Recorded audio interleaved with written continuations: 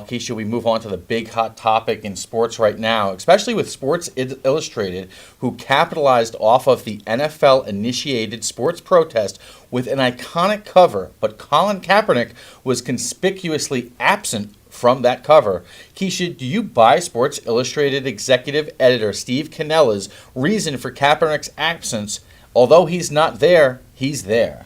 Sports Illustrated should be ashamed of themselves. I don't even know how you leave off the person who's responsible for a chain of events off your cover. You have Roger Goodell on the cover. Roger Goodell, the same person who has done little to nothing to investigate why people like Scott Tolzien, Mike Glennon, I've thrown these names in, and then recently Brandon Whedon just got signed to a contract because of, I think in Tennessee, if I'm not mistaken, because Marcus Mariota is hurt.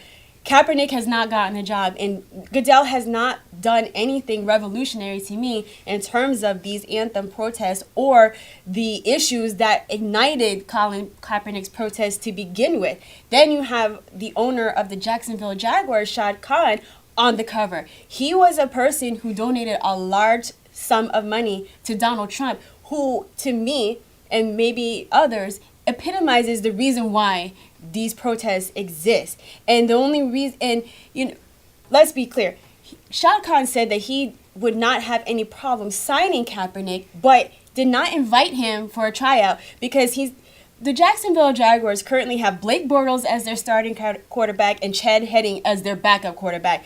And you can't tell me that Kaepernick cannot compete with either one of those two for their job, either as their starter or as their backup. So I just think that what Sports Illustrated did was attempt to rewrite history, which is irresponsible and unacceptable. It's imagine talking about civil rights and leaving Rosa Parks out of the discussion, not putting her on the cover or something like that. Sports Illustrated, just come clean and say that you didn't like Colin Kaepernick, you didn't like his protests, you didn't like what he stood for, or you're a Trump supporter. Just come out and say that instead of this mealy-mouthed excuse. Yeah, from my standpoint, I thought that this was just an idiotic, with or without Kaepernick, I just thought that this was an idiotic cover where you're throwing all these people that, whether or not they're protesting or whatever they're standing for, you're just throwing them all together.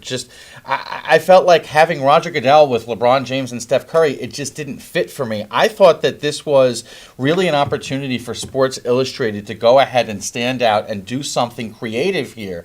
I thought that in some ways, by leaving Kaepernick out, it almost shows that they want to avoid the controversy, but at the same time stir the pot where we're getting people to talk about it. Sports Illustrated at the same time is smart. It's not like it was 15, 25 years ago where the purpose of Sports Illustrated was to sell magazines. Now it's really all about generating traffic to their website.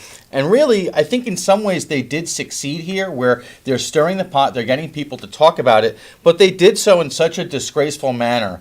I felt like the way that they just sort of pushed Kaepernick aside and didn't even, I actually looked at the article where obviously he had to be mentioned because he's really the one that revolutionized this, but this was just sloppy. I really thought that the way that they put all this out together, it just was careless the way that they did this.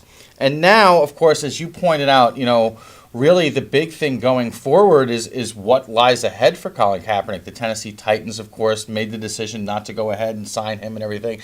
It's just looking worse and worse, not just for the NFL, but for people that are covering the NFL, like Sports Illustrated, when you get things like this to happen.